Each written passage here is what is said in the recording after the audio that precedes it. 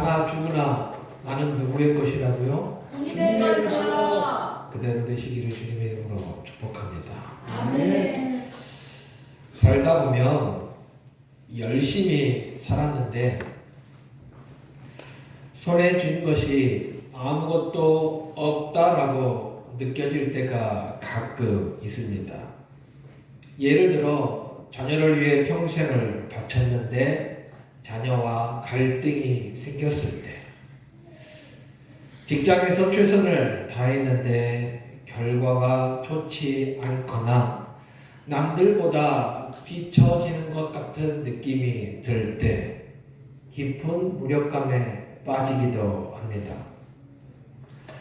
신앙생활 하면서도 우리는 종종 이런 질문을 하게 되지요.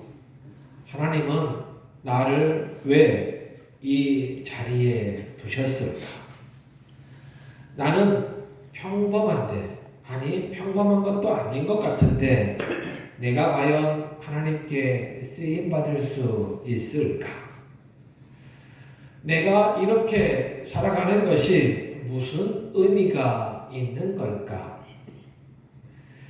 열심히 살아왔는데도 결과가 보이지 않을 때, 기도했는데 응답이 없는 것처럼 느껴질 때 우리는 쉽게 낙심하게 됩니다.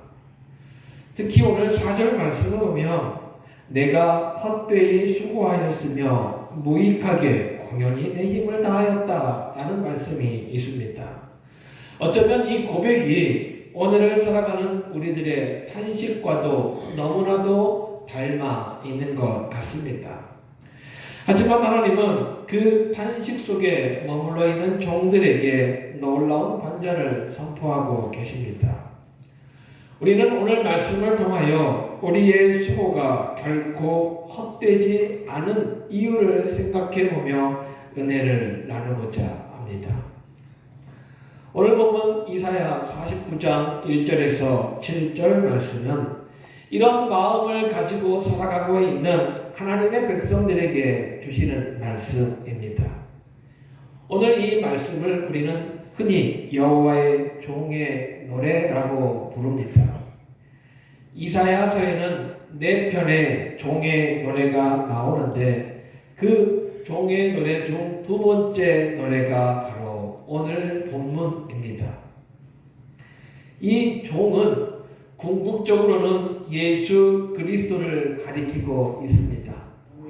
하지만 동시에 하나님의 부르심을 받은 모든 백성들, 즉 오늘을 살아가는 우리의 모습도 함께 담고 있다는 이야기입니다.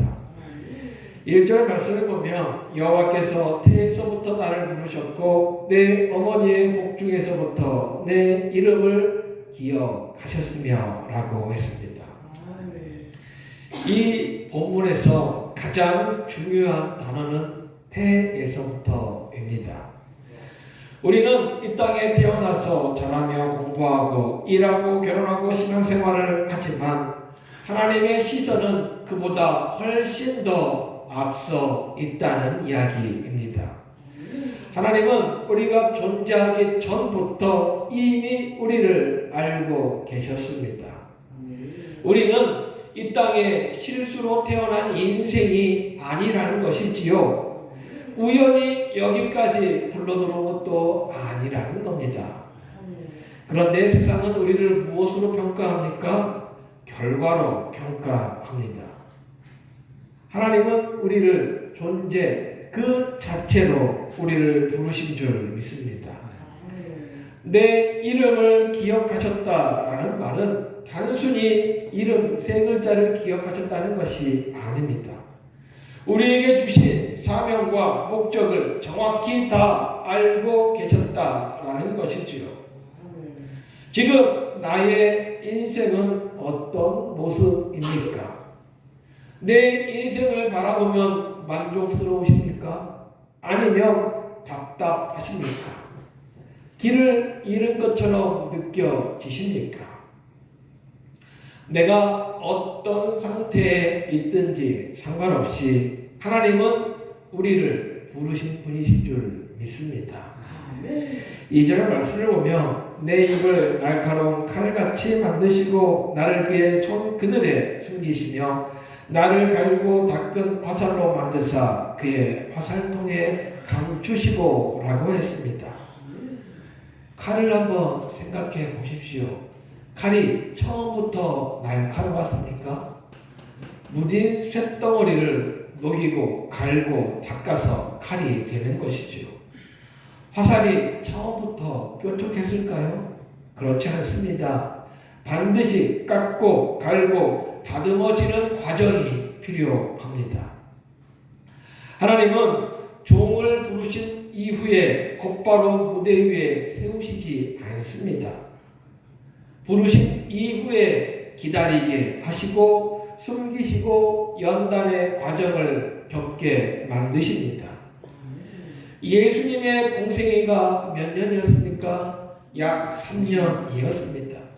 그 전에 30년이라는 시간은 침묵의 시간이었습니다. 목수의 아들로 나사렛에서 사셨고 세상은 아무도 그분을 주목하지 않았습니다. 우리 인생의 답답한 시간을 한번 떠올려 보십시오. 그 아무도 알아주지 않는 시간, 열심히 기도해도 결과가 없는 그 시간, 기도해도 끝이 보이지 않는 그 시간, 내 입장에서는 이 시간이 실패한 것처럼 보일 수 있습니다. 하지만 하나님이 손으로 만들어 가시는 시간인 줄 믿습니다. 전통 속에 나를 숨기셨다라는 말처럼 하나님은 때가 오기까지 우리의 인생을 조용히 감추어 두십니다. 이 시간이 숨겨진 시간이 버려진 시간이 버림받은 시간이 아니라는 것이죠. 사명을 준비하는 거룩한 시간입니다. 혹시 내 인생이 오늘 본문의 말씀처럼 하나님의 손 그늘이나 화살통 안에 갇혀 있다라고 느껴지십니까? 빛을 보지 못하고 잊혀진 것 같아서 답답하십니까? 그러나 우리는 기억해야 합니다. 화살이 화살통에 들어있는 것은 버려진 것이 아니라 가장 정확한 시간에 쏘아지기 위해서 보호받고 있다는 사실을 기억해야 합니다. 하나님은 지금 나를 더 날카롭고 더 매끄럽게 다듬어 가시는 줄 알고 위로받기를 주님의 이름으로 축복합니다. 4절 말씀을 보면 내가 헛되이 수고하였으며 무익하게 공연히 힘을 다하였다. 이 고백이 우리들의 고백처럼 너무나도 인간적이고 솔직하지 않습니까? 열심히 살아왔는데 헛된 것을 위해서 살아왔고 아무 일도 아닌 것에 힘을 썼다라는 말이지요. 그런데 사람의 눈으로 보면 예수님의 삶도 아마 그렇게 보이지 않았을까요? 이스라엘을 구원할 메시아라면 조금 더 일찍 능력을 나타내야 되지 않았을까요? 그 당시 30살하고 오늘날 30살하고 다르지 않습니까? 옛날에는 60만 돼도 환갑잔치를 거대하게 했습니다. 왜요? 60살을 넘긴 사람이 별로 없었어요. 그 옛날에는요, 30살도 오래 산 인생입니다. 예수님이 메시아라면, 이 세상을 구원하시는 사람이라면 30살이 아니라 신동처럼 더 일찍 공생애를 시작하면 좋지 않았을까요? 그러나 하나님은 보이지 않는 시간 속에서 종을 빚고 계셨습니다. 이 종은 이렇게 말합니다. 하나님, 저는 최선을 다했습니다. 그런데 내게 아무것도 남은 것 같지 않습니다. 성경은요, 하나님의 종을 초인처럼 그리지 않았습니다. 낙심하는 존재로, 흔들리는 존재로 보여줍니다. 신앙이 있다는 것은 좌절하지 않는다는 뜻이 아니라는 것이지요. 좌절 속에서도 하나님을 붙드는 것이 신앙입니다. 중요한 것은 이 고백의 후반부입니다. 그러나 나의 의로움은 여호와께 있고 나의 도움은 나의 하나님께 있다. 사람의 평가가 아니라 하나님의 평가를 신뢰하는 믿음입니다. 성공은요, 내가 증명하는 것이 아닙니다. 열매는 내가 판단하는 것이 아니라 하나님께서 판단해 주시는 것이지요. 우리는 결과를 만들어내는 사람이 아닙니다. 착각하면 안 돼요. 우리는 말씀 앞에 충성하는 사람입니다. 내가 판단할 때는 실패한 것 같아 보여도 하나님께서 잘했다 말씀하시면 그것은 성공한 인생이라는 것이지요. 세상은 눈에 보이는 수치로 우리를 평가합니다. 그러나 우리가 믿는 하나님은 우리의 중심과 과정을 보시는 분이시지요. 5절과 6절 말씀은 이렇습니다. 종은 자신이 받은 사명이 이스라엘을 회복시키는 것이라고 생각했습니다. 그런데 하나님은 이렇게 말씀하십니다. 내가 야곱의 지파들을 일으키는 것만으로는 부족하다. 내가 너를 이방의 빛으로 삼아 땅 끝까지 나의 구원을 이루게 하리라. 하나님의 계획은 우리가 상상한 것보다 훨씬 더 크다는 것이지요. 우리가 하나님을 다 이해하려고 하면 안 됩니다. 이해할 수도 없어요.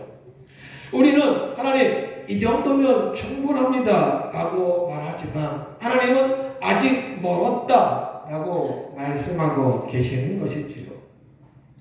예수님께서는요 이 말씀을 온전히 다 이루셨습니다. 유대인을 넘어서 이방인에게로 온 세상으로 그리고 오늘날 교회가 모든 성도들이 다 그 사명을 이루어 가고 있다는 것이 그 증거입니다. 우리의 삶의 자리도 마찬가지입니다. 가정, 직장, 학교, 이웃.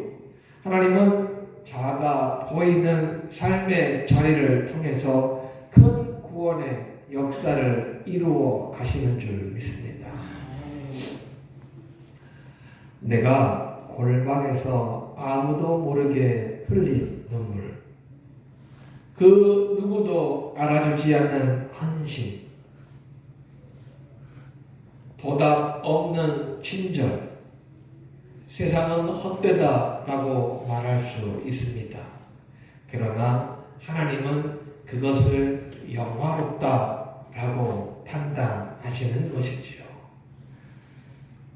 우리는 신앙생활을 하면서 세상이 보내주는 박수나 갈채를 바라서는 안 됩니다. 우리는 바라야 할 것은 단 하나, 하나님의 인정입니다. 잘하였다, 착하고 충성된 종아. 7절 말씀에 사람에게 멸시를 받는 자, 왕들이 보고 일어서며 방백들이 경배하리라. 하나님의 종은 이 땅에 왔을 때 처음부터 환영받지 못했습니다. 하나님께서 이 땅에 오셨는데 오히려 무시당하고 조롱당하고 배척당했습니다. 하나님이신 예수님께서 자기 백성에게 오셨는데 많은 사람들이 그분을 거절했습니다. 나사렛 출신 가난한 목수의 아들, 그리고 십자가에서 버림받았습니다.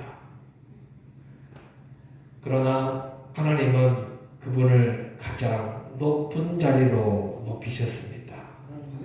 예수님은 존귀하신 분이시지요. 그런데 가장 수치스러운 십자가를 지셨습니다. 바로 그 십자가를 통해서 하나님은 이렇게 말씀하십니다. 6절 말씀에 너를 이방의 빛으로 삼아 나의 구원을 땅끝까지 이르게 하리라.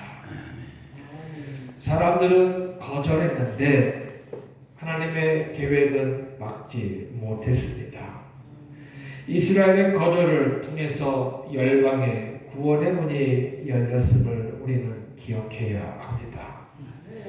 예수님의 순종이 하나님의 영광이 되었고 그 빛이 지금도 땅 끝까지 비추고 있는 줄 믿습니다. 하나님은요 반드시 낮아진 자를 다시 일으켜 세워주십니다. 우리가 거절당하고 무시당하고 실패했다고 느껴질 때 하나님은 그 자리를 더 큰 구원의 통로로 사용하시는 줄 믿습니다.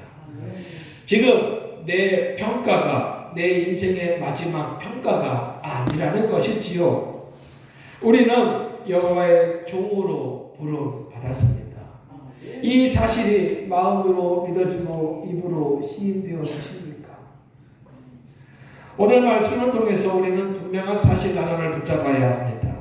하나님께서 나를 태에서부터 부르셨고 우리를 믿고 계시며 낙심 속에서도 나를 절대로 포기하지 않으시고 우리의 삶을 통해서 더 큰 일을 이루어 가신다는 사실이 마음으로 믿어지고 입술로 고백되어지고 삶 속에서 실천으로 보여져야 하는 것이지요. 오늘은 다시 한번 고백해야 합니다. 나는 헛된 인생이 아니다. 한번 따라해 보십시오. 나는 헛된 인생이 아니다. 나는 헛된 인생이 아니다. 나는 여호와의 종으로 부름받은 사람이다. 나는 여호와의 종으로 부름받은 사람이다. 오늘도 우리의 삶 속에 결과가 보이지 않을 수도 있습니다. 사람에게 인정받지 못할 수도 있습니다. 그러나 하나님은 지금도 조용히 분명하게 나를 통해서 일하고 계시는 줄 믿습니다. 이 땅에 고난받는 종으로 오셔서 십자가라는 실패처럼 보이는 자리에 서셨습니다. 결국 온 인류의 구원이 되신 예수 그리스도가 되신 줄 믿습니다. 오늘 말씀을 통하여 우리는 세 가지를 기억했으면 좋겠습니다. 지금 보이지 않는 곳에 있다면 하나님은 분명 나를 다듬고 계시는 중이다. 결과에 기뻐하거나 결과 하나에 슬퍼하지 말아야 합니다. 나의 보상은 사람들에게 있는 것이 아니라 나의 보상은 오직 하나님께 있다라는 사실. 하나님은 나를 통해 땅 끝까지 빛을 비추실 계획을 갖고 있다. 나는 하나님의 부르심을 받은 하나님의 종이다. 이번 한 주간 세상의 평가에는 귀를 닫고 하나님의 음성에만 귀를 기울여 보십시오. 분명 하나님께서는 너는 내게 영화롭다. 그 하시는 음성이 들려올 줄 믿습니다. 그 음성을 붙들고 당당하게 승리하는 우리들 모두가 되시기를 주님의 이름으로 축복합니다. 기도합니다. 사랑과 은혜가 풍성하신 하나님, 오늘 말씀을 통하여 우리를 태에서부터 부르시고 지금도 믿고 계시는 하나님을 바라보게 하시니 감사합니다. 때로는 수고가 헛된 것처럼 느껴지고 열매가 보이지 않아 낙심할 때도 있지만 결과가 아니라 충성을 보시는 하나님을 다시 믿음의 눈으로 바라보게 해주십시오. 우리의 삶이 숨겨진 시간 속에 있을지라도 하나님께서 준비하고 계심을 신뢰하게 하시고 작은 자리에서도 여호와의 종으로 신실하게 살아가게 주옵소서. 우리의 가정과 일터와 삶의 모든 자리에서 이방의 빛으로 사용하여 주시고 우리의 삶을 통하여 하나님의 구원이 드러나게 주옵소서. 예수님의 이름으로 감사하며 기도하옵나이다. 아멘. 다 같이 자리에 일어나셔서 주님 다시 오실 때까지